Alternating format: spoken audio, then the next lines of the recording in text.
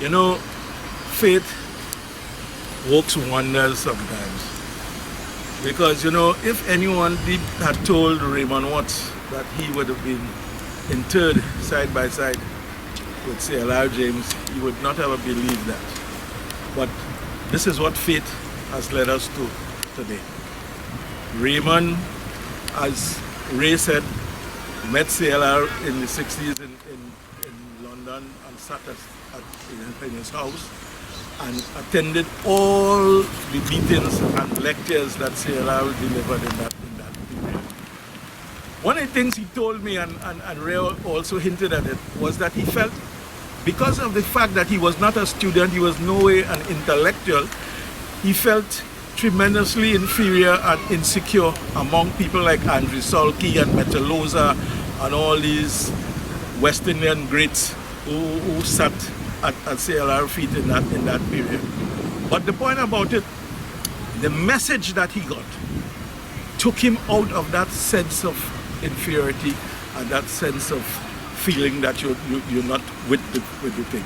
Because CLR's message was every cook could govern, which basically meant that we are about mass democracy and that everybody, as long as you're a human being, you have a story and you have an input and you have to be part of making a decision of how we go in the future.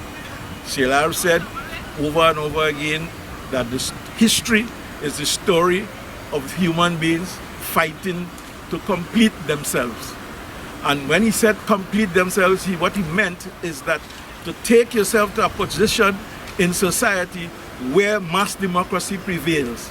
And it's not a question of who has more capital and who has more intellect and who's brighter and whatnot, but that everybody must have a say in the whole development of the world. And that is where we are today. The whole situation where we are today, the whole COVID-19 thing is demanding that we look again at this thing altogether, and that not he who has the capital must reign, but everybody must have a say in the future.